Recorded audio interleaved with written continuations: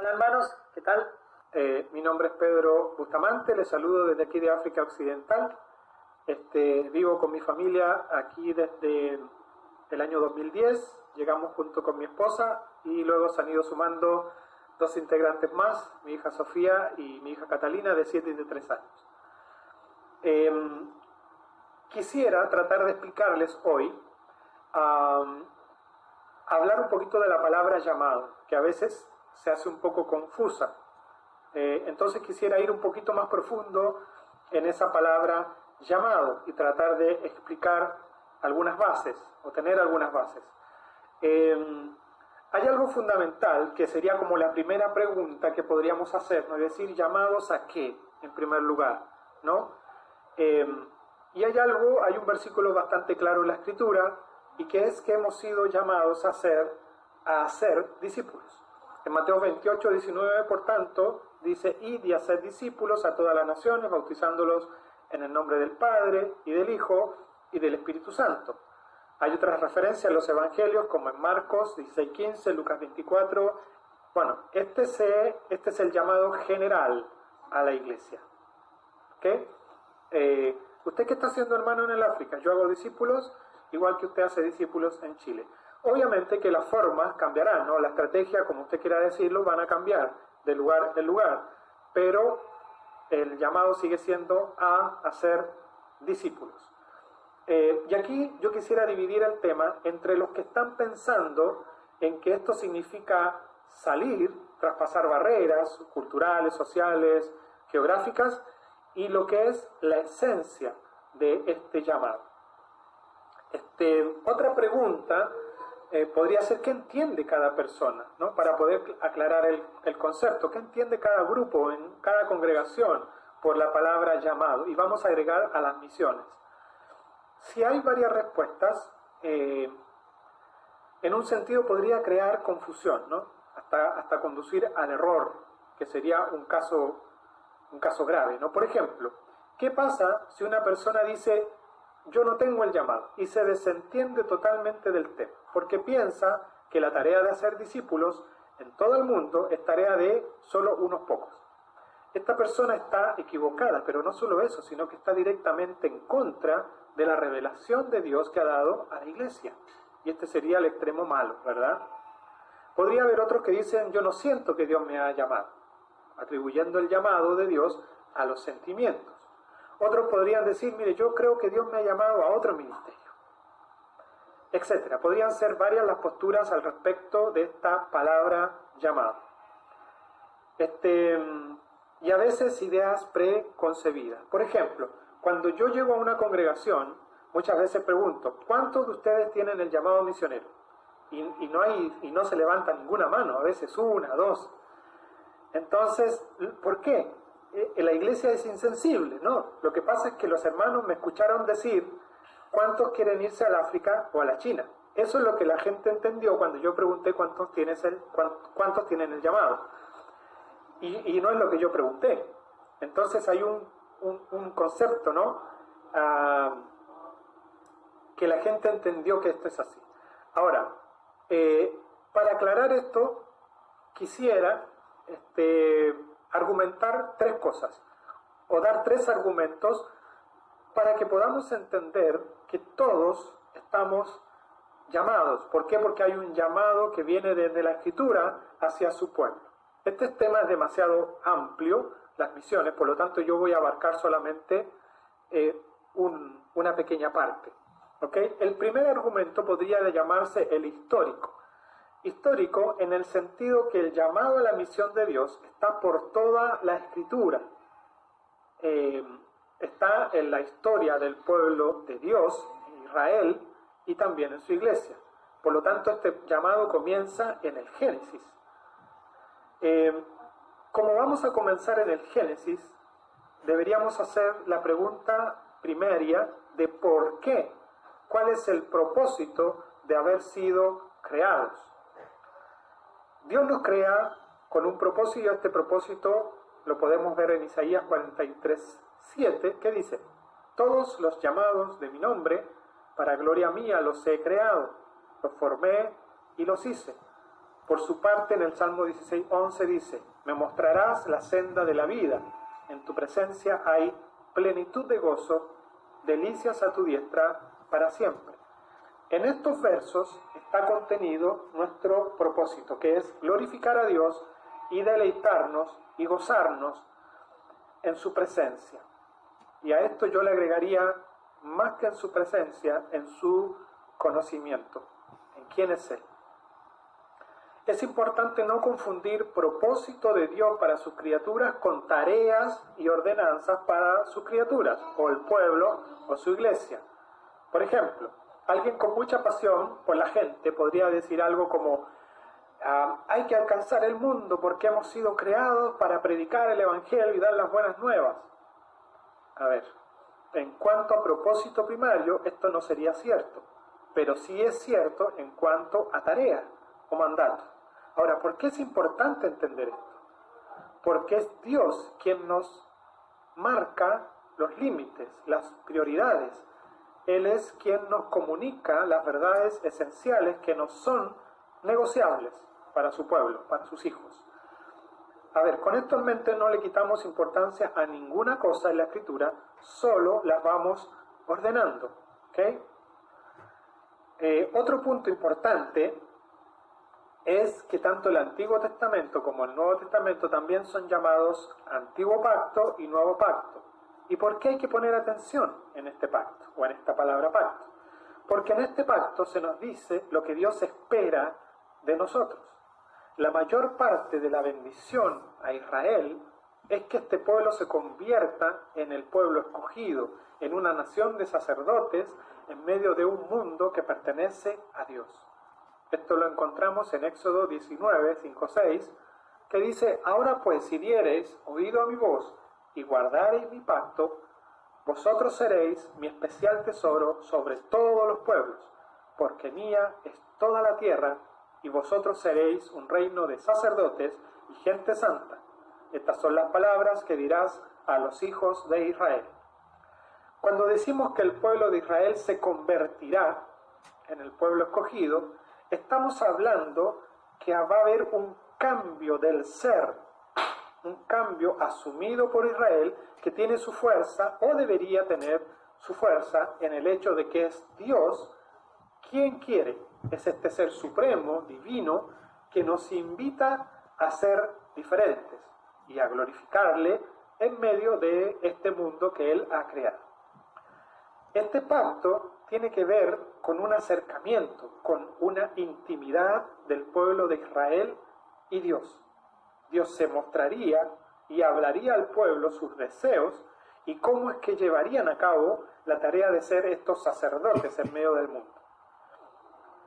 Conocemos la historia, y el pueblo falla cuando en esta pobre comunión, en este pobre conocimiento, distorsionan la imagen de Dios y finalmente comienzan a adorar a un Dios que no es el verdadero Dios. Y finalmente adoran a un Dios que no es el verdadero. Por consiguiente, se pierde el propósito inicial y la tarea. No es difícil ver las implicaciones con respecto al alcance del mensaje que Dios quiere transmitir. Desde el Génesis tenemos el concepto de naciones, pueblos, mundo, etc.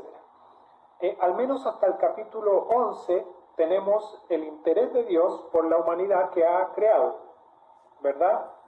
Ya mencioné la preocupación de Dios con Adán al principio. Hasta el 11 tenemos toda su preocupación por el mundo que crea. Usted lo puede leer tranquilamente. Y luego de eso tenemos, y podemos decirlo así, la estrategia o plan divino de Dios que encontramos en el Génesis, ¿no? En el Génesis 12, del 1 al 3, en donde le dice a Abraham, Dios: vete de tu tierra, de tu parentela y de la casa de tu padre, a la tierra que te mostraré, y haré de ti una nación grande, y te bendeciré, y engrandeceré tu nombre, y serás bendición. Bendeciré a los que te bendijeren, y a los que te maldijeren, maldeciré. Y serán benditas en ti todas las familias de la tierra. Lo que está claro aquí y sin haber avanzado mucho, solamente hasta el Génesis 12, es el alcance de la misión, no la forma precisamente, que son dos cosas distintas. No podemos tomar ejemplos de la bendición a Abraham en cuanto a su envío y sacar varias enseñanzas de ahí, pero no es la misma forma que de envío del Nuevo Testamento, por ejemplo. El Antiguo Testamento tiene muchas referencias a la misión, al alcance de la misión. Solo en los Salmos tenemos más de 175 referencias al llamado a las naciones. 8 salmos al menos son totalmente misioneros en su carácter, y donde podemos ver más claramente acerca de la salvación es en el Salmo 67, que dice: Dios tenga misericordia de nosotros y nos bendiga, haga resplandecer su rostro sobre nosotros, para que sea conocido en la tierra tu camino, en todas las naciones tu salvación.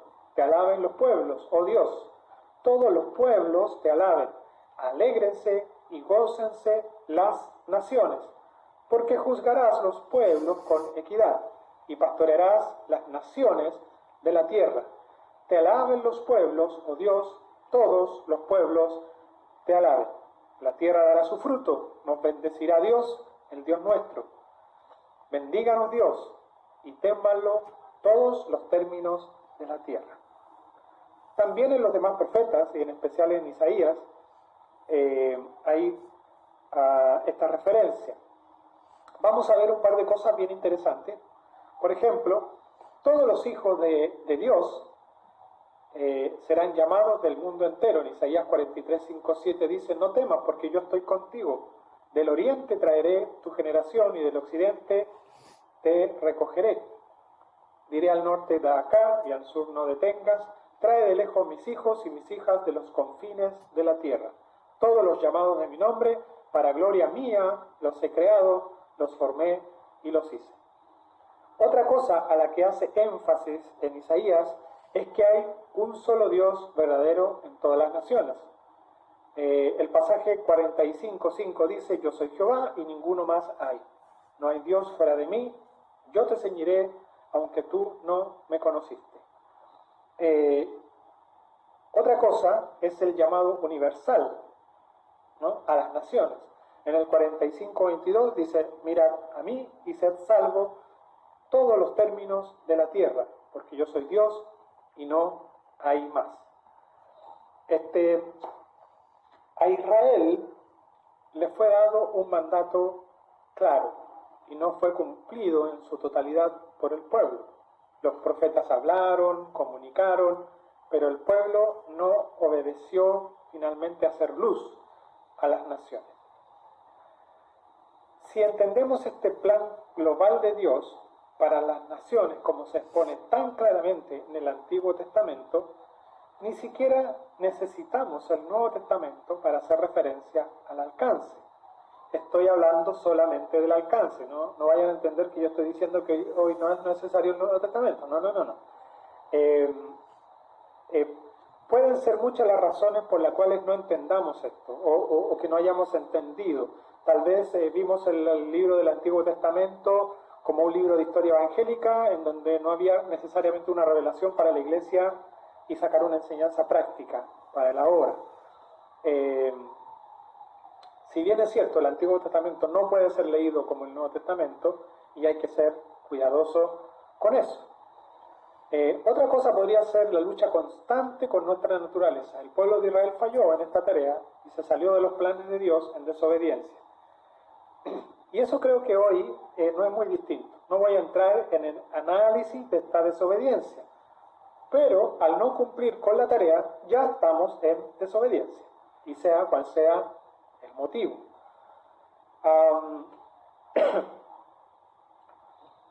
Quiero referirme al tema también importante misional del Antiguo y del Nuevo Testamento. Por supuesto que el alcance, que es importante y fundamental a la hora de obedecer correctamente. Creo que en ambas partes está el tema de intimidad con Dios, que sigue siendo fundamental y prioritario.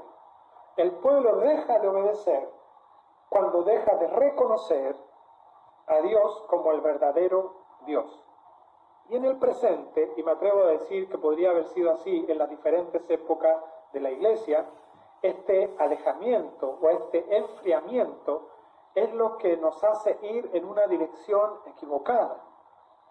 El conocer a Dios, entre otras cosas, significa saber lo que Él quiere que yo sepa. Es decir, obedecer a sus mandatos y reaccionar a sus deseos. El llamado a anunciar a Dios no comienza necesariamente en Hechos 1:8 ni en los Evangelios. Lo que comienza en Hechos, por ejemplo, es una nueva era, es una nueva forma de cómo su pueblo, ahora llamado Iglesia, seguiría anunciando las virtudes de Dios. Por supuesto que en muchos aspectos hay una gran diferencia entre el Antiguo y el Nuevo Testamento, comenzando por la cristología. Pero la esencia de lo que somos como pueblo y por qué hacemos lo que hacemos en obediencia, eso ya ha sido comunicado desde el Antiguo Testamento. Entonces, para entender misiones, la misión de Dios en la Escritura, es esencial comprender desde el Antiguo Testamento hacia el Nuevo Testamento, en cuanto al concepto y a la práctica en cierto modo también. Ya tenemos todo lo que el Antiguo Testamento hace referencia al tema de la intimidad, que es ser, convertirnos en, antes de hacer, ¿no? Entonces, ¿cómo reaccionamos ante esta verdad del Antiguo Testamento, aún sin el Nuevo? Pareciera muchas veces que las misiones comienzan para la iglesia moderna. Entonces podemos decir frases como: alcancemos el mundo porque Jesús dijo, id y haced discípulos a todas las naciones. Y por supuesto que esta es una verdad de Jesús. Pero Jesús no está diciendo algo nuevo. Él está diciendo algo viejo de una manera y a un público diferente. Siempre Dios ha visto a la humanidad, a las naciones, a los pueblos. Y siempre quiso que fuesen sus hijos quienes mostraran estas virtudes de Él. Entonces, después de lo que hemos leído y entendido, tenemos suficiente información para comprender que el llamado de Dios es para cada uno de sus hijos, ¿verdad? En el segundo argumento quisiera referirme a algo moral, ¿no? Y quisiera tomar como referencia Santiago 4:17. El que sabe hacer lo bueno y no lo hace es pecado. La compasión es para todos, pero no es sinónimo de hagamos algo ya. Por supuesto que el efecto es hacer el bien al prójimo de algún modo, y esa es una acción. Pero estoy hablando de la compasión como resultado de lo que soy y no de lo que puedo sentir en momentos puntuales. Somos y después hacemos. El llamado de la iglesia general es ir, ¿no? Eso ya lo sabemos. Y hay un llamado específico, como cuando Dios llamó a través de la iglesia y dijo: sepárenme a Bernabé y a Pablo, ¿no? Por ejemplo. La pregunta que podríamos hacernos es: ¿cómo vive, cómo siente este llamado general la iglesia? ¿La pasión es para los que tienen llamado específico o general? ¿Cómo es que reacciona la iglesia ante las palabras de su maestro, a quien también llamamos Rey de Reyes, Señor de Señores, el Yo Soy, mi amado, etcétera? Quisiera poner un ejemplo. En la cultura donde yo vivo, donde yo sirvo, no es necesario decir que tienes sed para que alguien traiga agua. O a veces puedes decir que tienes sed, pero más de alguno te va a traer o mandará a buscar agua para ti. En la época de más calor, y hay que decir que aquí llegan a los 50 grados, ni siquiera se pregunta si tienes sed. Simplemente te traen agua. Llegas a una casa y te traen agua. Si ellos no tienen agua en casa, son capaces de ir hasta otra aldea, pero jamás te van a decir que no hay agua. Ellos llaman a esto Doroe, respeto. La cultura donde yo vivo vienen de un reino bastante grande y ellos cuentan que si el rey llegaba a suspirar de sed, algo así, o se tocaba la frente, algo así, 10 siervos o más salían corriendo a buscar agua. No tenía que decir tengo sed. La pregunta es, otra pregunta, no sé, pues muy preguntón. ¿Cómo reacciona la iglesia ante los deseos de Dios, de su Dios? ¿Qué pasa cuando la iglesia lee, por ejemplo, Timoteo 2:4, en donde dice que Dios quiere que todos se salven y vengan al conocimiento de la verdad? La actitud natural de un siervo es salir corriendo a hacer la voluntad del rey. En este caso la iglesia, la voluntad de su Dios. La iglesia no debería dormir pensando en cómo yo suplo el querer o el deseo de mi maestro, del Dios sublime, de este Dios todopoderoso. Debería haber una lista larga, ¿no?, de hermanos queriendo cumplir de alguna manera los deseos de su amado, el deseo de predicar el Evangelio en todo lugar. Esto debería volverse preocupante, ¿no? En ese momento, solo la voz de Dios diciendo, quédate, podría calmar esa pasión por ir, por hacer. Podrías decirme que estoy siendo un idealista, exagerado, pero Dios es Dios. Dios se merece este pensamiento y más. Yo puedo explicar esto de 1000 maneras, pero la cosa sigue siendo esta. ¿Cuál es mi respuesta, mi reacción ante los deseos de mi Dios? No nos vendría mal hacer este ejercicio cada vez, imaginándonos a Jesús delante de nosotros preguntando ¿quién irá? Y esperando de sus preciosos hijos un heme aquí. O simplemente expresándonos sus deseos. Hay muchas alternativas después de esta pregunta, pero podríamos irnos tristes porque no damos la talla para ser sus discípulos, o decir heme aquí y que Él sea glorificado en nuestra obediencia. Otro argumento es el argumento sentido racional. Esto debido a que algunos hermanos nos han dicho, siento que Dios no me ha llamado a mí, no algo emocional. Pueden haber muchas razones para no sentirse capaz de abrazar el llamado a las misiones. Puede ser miedo, duda, sentirse débil, ignorante, inseguro, tímidos, y larga es la lista de excusas que son muy razonables. De hecho, toda nuestra vida se expresa en sentimientos, son reales, son fuertes, nos dominan, no podemos apartarnos de ellos. Cuando un hermano me dice, es que me da miedo, yo le digo, a mí también. Están los otros sentimientos que al revés de excusarnos nos mueven hacia adelante. Somos atrevidos, apasionados, sentimos que la podemos, tenemos personalidad, etc. Afortunadamente, ningún sentir a los que llamamos cualidades o desventajas son relevantes a la hora de enfrentarnos al llamado. Y gracias a Dios que una vez más la Escritura es clara y nos lleva directa y claramente al sentimiento o al sentir correcto. Y hay un pasaje bastante interesante. Dice, haya pues en vosotros este mismo sentir que hubo también en Cristo Jesús, el cual siendo en forma de Dios, no estimó el ser igual a Dios como cosa que aferrarse, sino que se despojó a sí mismo tomando forma de siervo, hecho semejante a los hombres, y estando en la condición de hombre, se humilló a sí mismo, haciéndose obediente hasta la muerte y muerte de cruz. Por lo cual Dios también lo exaltó hasta lo sumo y le dio un nombre que es sobre todo nombre, para que en el nombre de Jesús se doble toda rodilla de los que están en los cielos y en la tierra y debajo de la tierra, y toda lengua confiese que Jesucristo es el Señor, para gloria de Dios Padre. Aquí hay varias cosas, muchas palabras importantes que se podrían analizar una a una. Grandes misterios podrían encerrar estas palabras, pero también son fáciles de entender, ¿no? Lo difícil es que esto es sobrenatural, esto está en lo profundo, es tan claro y a veces tan oscuro.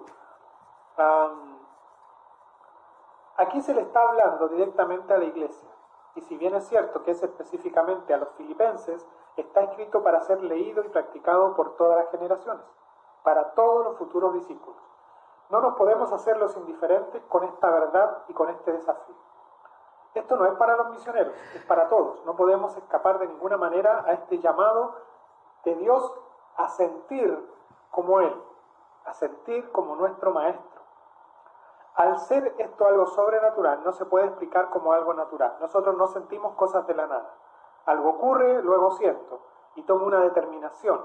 En algunos casos, algo sucede después, ¿no? Que parece que no tuviera el control. Por ejemplo, mi polola me dejó por otro. Luego siento pena, siento rabia, siento dolor. Puedo llorar, puedo tomar la determinación de seguir adelante o llegar al extremo de perderme por completo, llegar al suicidio o a la depresión. Esos somos nosotros, los humanos, digamos, en cuanto a los sentimientos, a las emociones. Es muy interesante que Pablo usa la palabra hubo y no hay. Es como si Jesús sintióse una vez en el pasado cercano y eso lo llevó a tomar una determinación. Bueno, lo cierto es que Dios no siente por las circunstancias, Él siente lo que Él es. No siente una cosa hoy y otra distinta mañana. Él es siempre igual, no cambia. Por lo tanto, el hubo no se trata de un sentimiento que Él tuvo en un pequeño lapso de tiempo en un punto de su eternidad. Lo que Él es lo lleva a tomar una determinación. Y de la misma forma, Pablo dice, debe haber ese sentir en nosotros. Esto es determinante y esclarecedor. Aunque lo que voy a decir a continuación suena un poco raro, pero podríamos decir que para sentir este sentir, no tenemos que sentir. A ver, ¿cómo? Claro, para sentir este sentir debemos ser. Si aceptamos que este es un llamado sobrenatural, no debería sorprendernos estar pensando o actuando un poco o muy diferente a lo que es nuestra naturaleza. El pasaje sigue diciendo, el cual no escatimó ser igual a Dios como cosa que aferrarse.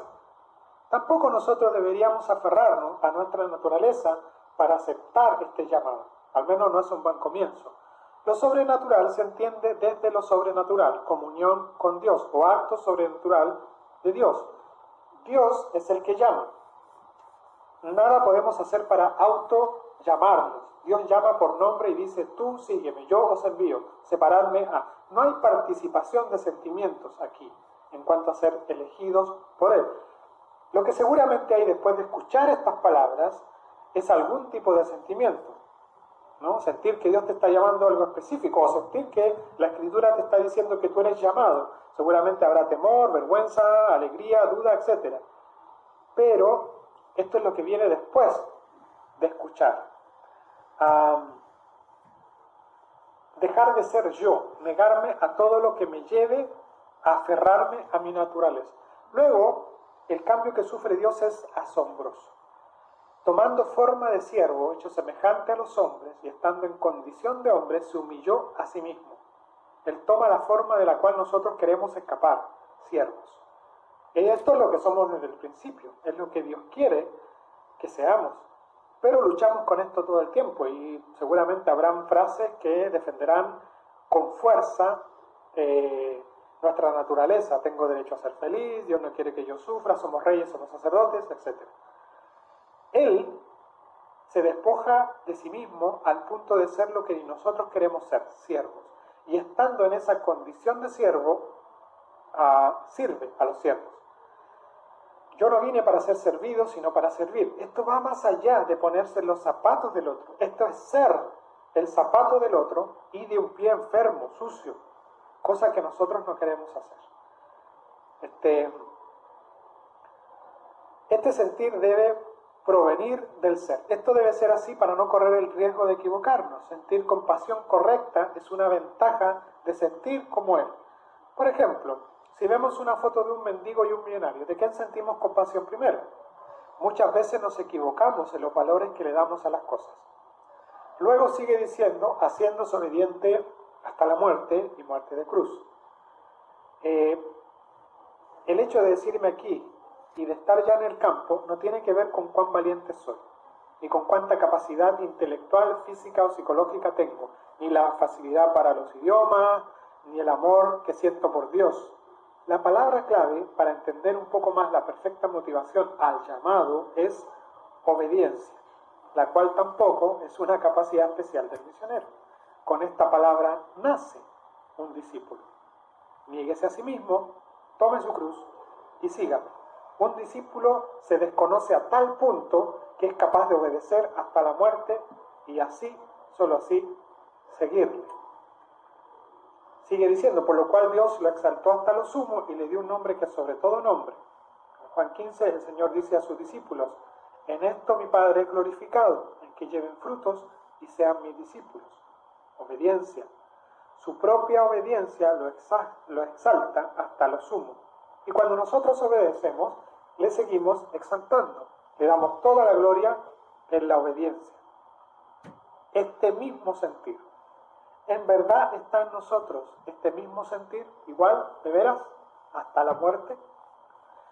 ¿Cuántas veces hemos escuchado excusas? Yo no podría, es muy difícil, mucha calor, mucho frío, no hay agua, no hay luz y un montón de cosas.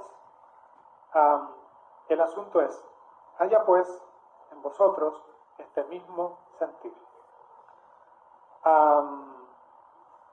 Muchas veces hemos querido motivar a la iglesia hablando de Hechos 1:8, diciendo que debemos ir más allá, llegar hasta lo último de la tierra, etc. Pero el pasaje que acabamos de leer, en extensión, quedamos cortos, porque todo se trata de la gloria de Dios. No es solamente todo lugar y toda etnia. A tal sacrificio que Dios hace, es tal el alcance que Él nos declara en este pasaje, al final del pasaje.